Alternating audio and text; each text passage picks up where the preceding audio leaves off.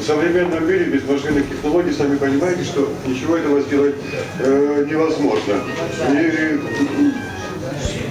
поэтому, как сейчас принято в современном мире, в зависимости от того, какое количество площадей у нас, какое средство интенсификации производства, внедряется ряд технологий. Так, первая технология, которой мы пользуемся больше всего в Абхазии, это экстенсивная технология.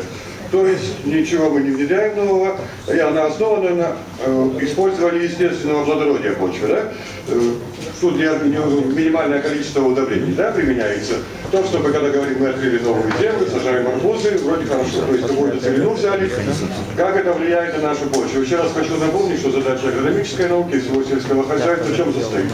Получение максимального урожая, и так как земля нам дана Всевышним, то сохранить ее для потомка. При этой технологии, конечно, большие эрозионные процессы применяются, теряется очень сильно плодородие нашей почвы. Для Абхазии технология, прямо скажем, неприемлема.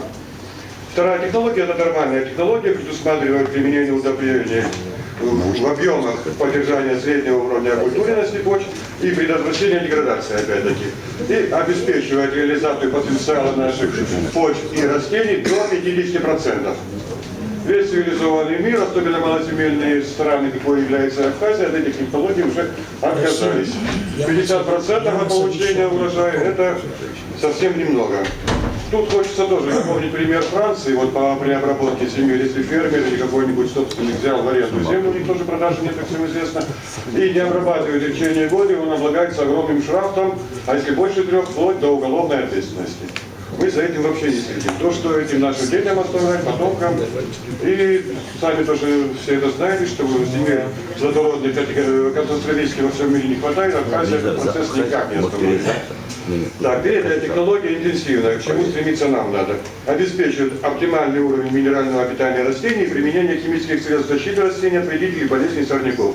Тут реализация потенциала растений и почвы уже до 65%. В Абхазии вполне приемлемо. Так, на примере личных подсобных хозяйств, допустим, если кто-то выращивает капусту для продажи на рынке или промышленных объемов, он, конечно, за этой почвой следит. Применяет удобрения, лечит, и все это за этой почвой следит, она у него в хорошем состоянии находится. Ну и четвертая технология, которая высокоинтенсивная технология, которая стремится весь мир, но очень сложно получается, обеспечивает не только минимальный уровень минерального питания растений, но и их защиту. И в первую очередь она очень хорошо защищает почву от деградации. Тут потенциал растений используется до 85%. Для ряда сельхозкультур, наверняка, мы тут с нашими студентами, когда разрабатываем дипломные проекты, курсовые проекты, считаем средства механизации, какие удобрения по высокоинтенсивным технологиям, в Абхазии для ряда культур вполне приемлемо использование. Просто тут еще раз говорю, необходимо определиться с посадочными площадями, а уже по этим площадям рассчитывать технику. Кроме того, современная, допустим, если как мы в Абхазии хотим развивать овощеводство и такие однолетние технические культуры, у них интересная появилась классификация земель, допустим. Тут дифференцируются средства механизации от производственных площадей. Так, для хозяйств площадью 50-80 гектаров, вот заметьте, да? То есть довольно, по нашим понятиям, большие площади. Экономически целесообразно использовать комплекс средств механизации для выращивания рассады, подготовки семенного материала, уплода, посадки, то есть всего комплекса работ, и тут иметь обязательно комплекс техники. Тут, если, допустим, в каждом районе по кукурузе по 80 гектаров мы выделим площадей, и у нас будет готовая техника уже для этого. То есть, в принципе, тут еще раз хотел сказать, что блочно-модульный тип для многих наших культур, допустим, атомная обработка – это однотипные операции. И оно применяется. То есть вот это обязательно. Следующее, теперь 20-50 гектаров хозяйства. Там уже средства могут применяться, выборочная уборка сельхозкультуры и, значит, элементы ручного труда присутствовать будет. И уже для таких личных фермерских хозяйств площади от 1 до 20 гектаров там средства малой механизации применять необходимо и, соответственно, технологии такие. Тут Для этого что нужно? Вот это очень интересная вещь, вот эта дифференциация. Поэтому нам необходимо определиться с посадочными площадями под конкретные виды сельхозкультур. То есть или Министерство сельскому хозяйству дать рекомендации, или нашему институту сельского хозяйства тоже рекомендации, какие культуры у нас хорошо идут. И главное, ну, дальше немножко скажу, как у кого же сбыт будет. Так. Современные средства механизации в современном мире очень много, конечно. Тут необходимо грамотно просчитать. Ну и грамотно просчитать, какие средства применять. В послевоенной Абхазии единственной структурой для производства объемных механизированных работ является МТС. Это было, прямо скажем, очень правильное решение, то есть как сконцентрировать и людские ресурсы, и технику в одних руках. Но постоянно жизнь течет, все изменяется. Для их назначения необходимо решить вопросы марочного и количественного состава машинно-тракторного парка. Ну, то опять определиться необходимо с культурами, какими будем выращивать. Учитывать значит, особенности возделывания той или иной культуры, поэтому марочный состав необходимо определять на основе оценки производственных и эксплуатационных затрат, по минимуму которых устанавливается целесообразность использования машино-тракторного. Методик определения количественного марочного состава в современном мире очень много. В том числе и на нашем факультете тоже эта методика сейчас разрабатывается. Мы ее опробуем среди студентов, а потом будем, наверное, предлагать уже. И тут количественный состав парка машин, особенно энергетических средств, какими являются трактора, мы покупали МТЗ, да? 82, он недорогой трактор, неприхотливый, советских времен, но модификация настолько устаревшая, что она уже себя не оправдывает. И кроме того, он является средним трактором, а нам нужны и особо мощные трактора, не так много, ну хотя бы там по 2-3 штуки на район, и средства малой механизации, конечно. Поэтому тут это сейчас я вот предложение, которое я скажу, это исходит не только от меня, от нашего факультета, но мы очень большой на факультете постоянно у студентов спрашиваем. У нас в основном ребята сельские учатся, они сельское хозяйство и свои критические высказывания очень хорошо делают. Поэтому немножко скажу. Тут и от нас, и от них, между прочим, очень желательно, чтобы МТС Абхазии взяли в аренду необрабатываемые земли. Другой силы у нас нет, как возводить эти поля. Никакой инвестор, никакой, допустим, личное подсобное хозяйство эти земли не подвинет. Поэтому можно поручить все это МТС.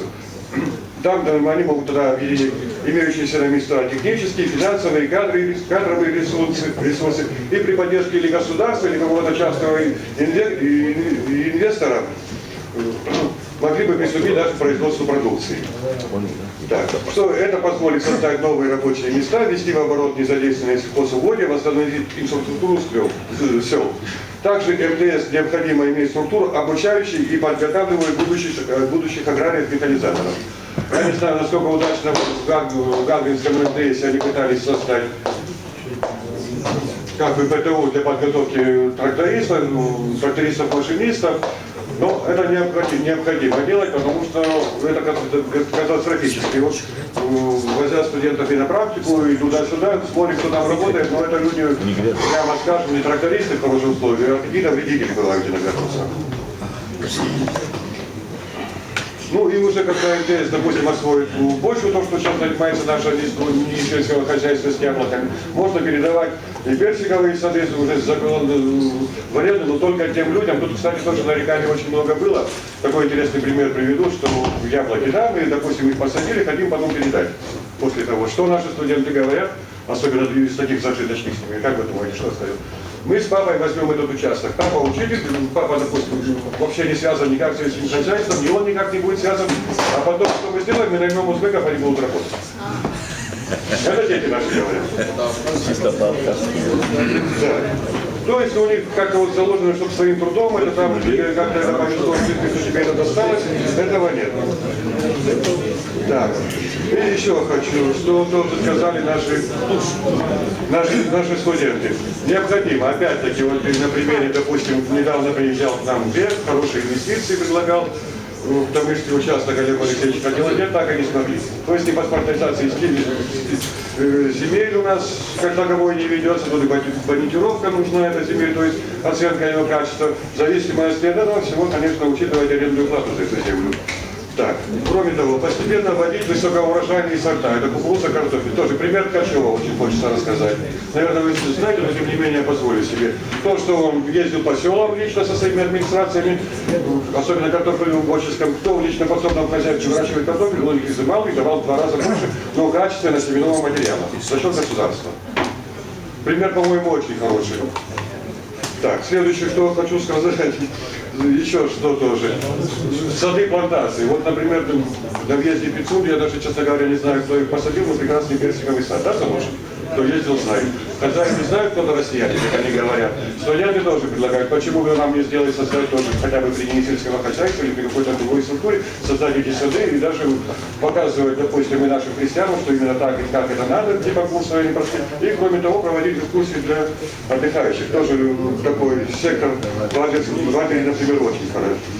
Кроме того, что нужно, наверное, сделать такое, и сельского хозяйства, министерства, выпустить рекомендации по возделыванию различных сельхозкультур. Не заумных, а просто доходчивых для всех. То есть сколько удобрений наносить, какие средства механизации применять. Или даже открыть какие-то курсы по подготовке фермеров, допустим. Людей, еще раз говорю, очень много людей приходит, наших бывших выпускников, даже, честно говоря, по декоративному садоводству, приезжают лесочницы. Иногда спрашивают, как, где, что взять. Это есть у нас. Так, еще что... Про табак говорили, технические культуры, это тоже эфиромасочные, но это, конечно, вложения большие. Дальше что? Задействованы заводы Абхазии. Тоже проставить Сухумприбор, газовая аппаратура, Заря, Аргонавт, заводы, которые не работают. Тем не менее, когда в Сухумприборе, мы, почему я говорю, знаем об этом, поручили разработать и изготавливать подвесочные аппараты, они прекрасно с этим справились. Там и инженерные кадры как раз таки трудоустройство было, потому что ни лопату, ни грабли, ни мотыгу, извините, мы тут сделать не можем. Хотя это затраты копеечные, прямо скажем. Все говорят, объема нет. Но тем не менее, если 2 человека будут изготавливать лопаты в Абхазии, это уже будет. Кроме того, что еще такое тоже? Как-то крестьянин не входит в его функции, опять-таки, реализовывать свою продукцию. Поэтому, наверное, следовало бы структуру типа подверкооперации, которая бы скупала продукцию крестьян и давала им советовать, что им нужно. Она сразу же эти магазины создадутся и все, то есть типа подверкооперации что-то такое было бы. Так.